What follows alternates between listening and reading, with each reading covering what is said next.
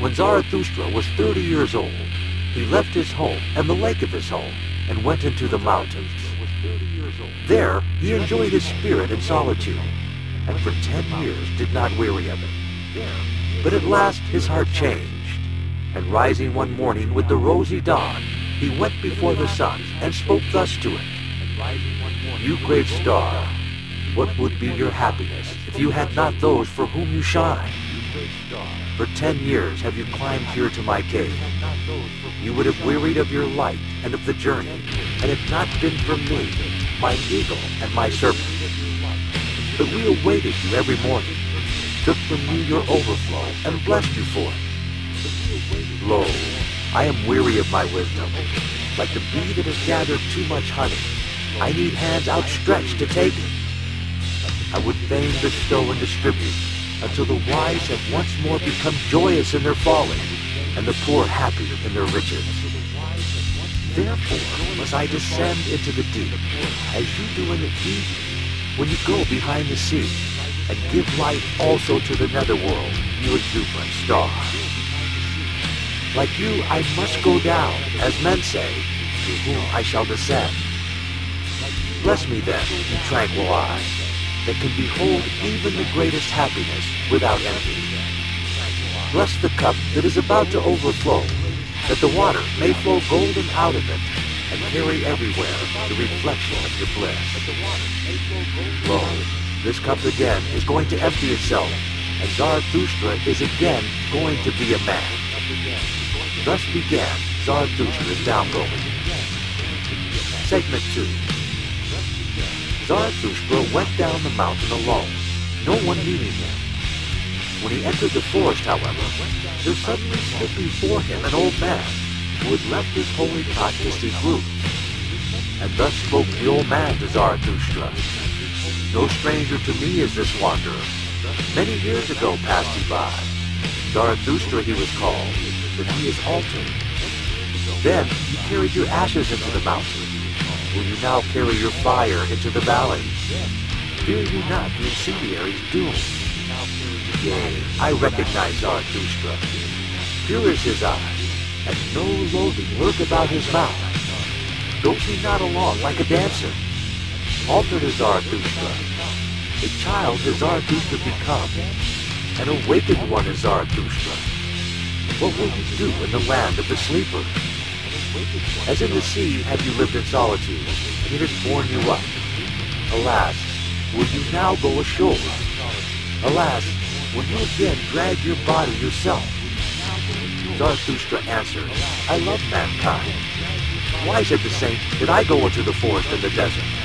Was it not because I love men far too well? Now I love God. Men I do not love. Man is a thing too imperfect for me. Love to man would be fatal to me. Zarathustra answered, what spoke I of love? I am bringing gifts to men. Give them nothing, said the saint. Take rather part of their load, and carry it along with them. That will be most agreeable to them, if only it be agreeable to you. If, however, you will give to them, give them no more than an alms, and let them also beg for it. No, replied Zarathustra, I give no alms. I am not poor enough for that. The saint laughed at Zarathustra and spoke thus. Then see to it that they accept your treasures. They are distrustful of anchorites, and do not believe that we come with gifts. The fall of our footsteps rings too hollow through their streets. And just as at night, when they are in bed, hear a man abroad long before sunrise, so they ask themselves concerning us, where goes the thief? Go not to men, but stay in the forest. Go rather to the animals. Why not be like me, a bear among bears, a bird among birds? And what does the saint in the forest? Asked Zarathustra. The saint answered, I make hymns and sing them. And in making hymns, I laugh and weep and mumble. Thus do I praise God. With singing, weeping, laughing, and mumbling do I praise the God who is my God. But what do you bring us as a gift? Zarathustra heard these words. He bowed to the saint and said, what should I have to give you? Let me rather hurry hence, lest I take aught away from you. And thus they parted from one another, the old man and Zarathustra, laughing like schoolboys. When Zarathustra was alone, however, he said to his heart, could it be possible this old saint in the forest has not yet heard of it, that God is dead? Segment 3. When Zarathustra arrived at the nearest town, which adjoins the forest, he found many people assembled in the marketplace, where it had been announced that a rope dancer would give a performance. Zarathustra spoke thus to the people, I teach you the Superman. Man is something that is to be surpassed. What have you done to surpass man? All beings hitherto have created something beyond themselves, and you want to be the ever that great time, and would rather go back to the beasts that surpass man. What is ape to man? A laughing stock, a thing of shame. Just the same shall man be to the Superman, a laughing stock, a thing of shame. You have made your way from the worm to man, and much within you is still worm.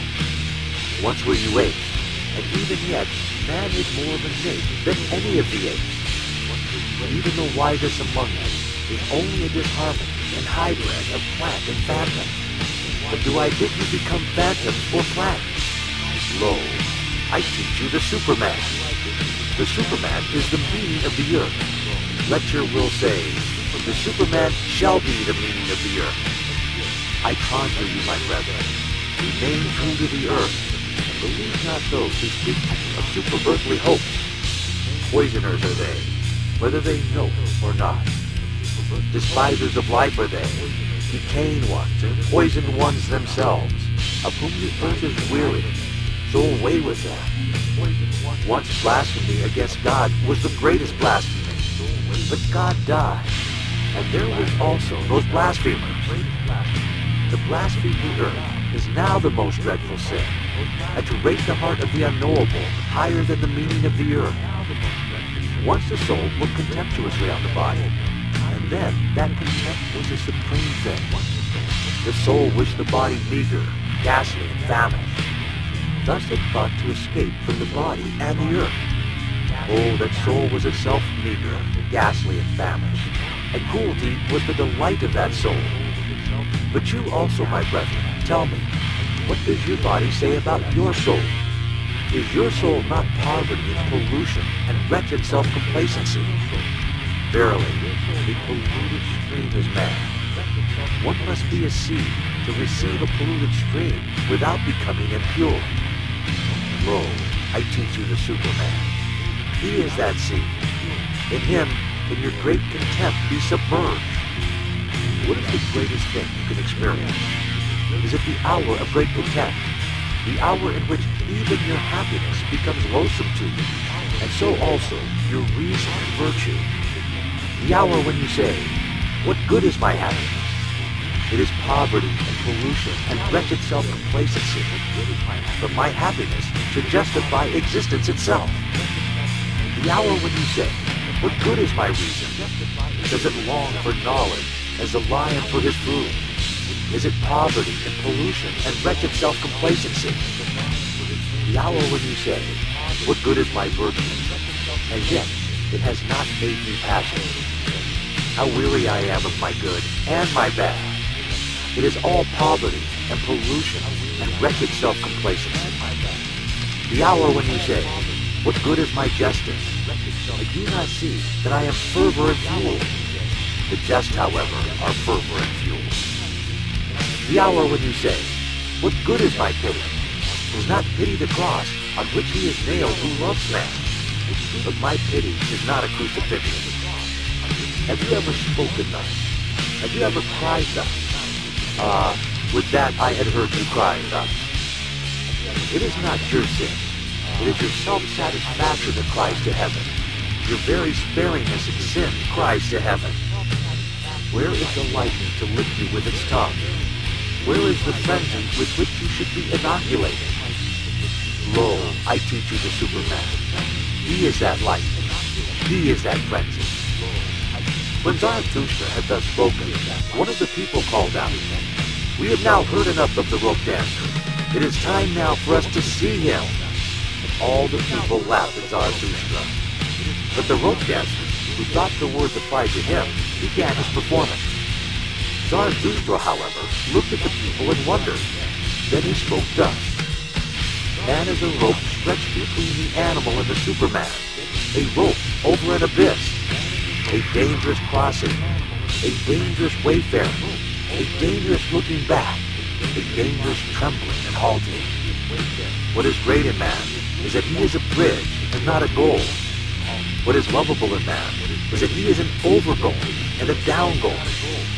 I love those that know not how to live except as downgoers, but they are the overgoers. I love the great despisers, because they are the great adorers, and arrows of longing for the other shore. I love those who do not first seek a reason beyond the stars for going down and being sacrifices, but sacrifice themselves to the earth, that the earth of the Superman may hereafter arrive. I love him who lives in order to know, and seeks to know, in order that the Superman may hereafter live. Thus seeks he his own downgoing. I love him who labors and invents, that he may build the house for the Superman, and prepare for him earth, animal, and plant. And thus seeks he his own downgoing. I love him who loves his virtue, for virtue is the will to downgo, and an arrow of longing. I love him who reserves no share of spirit for himself, but wants to be wholly the spirit of his virtue. Thus walks he as a spirit over the bridge. I love him who makes his virtue his inclination and destiny. Thus, for the sake of his virtue, he is willing to live on or live no more. I love him who desires not too many virtues. One virtue is more of a virtue than two, because it is more of a knot for one's destiny to cling to. I love him whose soul is lavish, who wants no thanks and does not give back, for he always bestows and desires not to keep for himself. I love him who is ashamed when the dice fall in his favor, and who then asks, am I a dishonest player? For he is willing to succumb. I love him who scatters golden words in advance of his deeds, and always does more than he promises, for he seeks his own downgoing. I love him who justifies the future ones, and redeems the past ones, for he is willing to succumb through the present ones.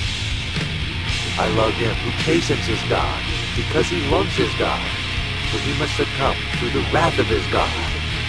I love him whose soul is deep, even in the wounded, and may succumb through a small matter. Thus goes he willingly over the bridge. I love him whose soul is so overfull that he forgets himself and all things that are in him. Thus all things become his downgoing. I love him who is of a free spirit and a free heart. Thus is his head only the bowels of his heart. His heart, however, causes his downgoing. I love all who are like heavy drops falling one by one out of the dark cloud that lowers over man. They herald the coming of the lightning and succumb as heralds. Lo, I am a herald of the lightning and a heavy drop out of the cloud. The lightning, however, is the Superman. Segment 5. When Zarathustra had spoken these words, he again looked at the people and was silent. There they stand, said he to his heart. There they laugh. They understand me not. I am not the mouth to these ears. Must one first batter their ears, that they may learn to hear with their eyes? Must one clatter like kettle drums and penitential preachers, or do they only believe the stammer? They have something whereof they are proud. What do they call it? That which makes them proud. Culture, they call it. It distinguishes them from the goatherds. They dislike, therefore, to hear of contempt of themselves, so I will appeal to their pride. I will speak to them of the most contemptible thing. That, however, is the last man. And thus spoke Zarathustra to the people. It is time for man to fix his goal, It is time for man to plant the germ of his highest hope. Still is his soil rich enough for him?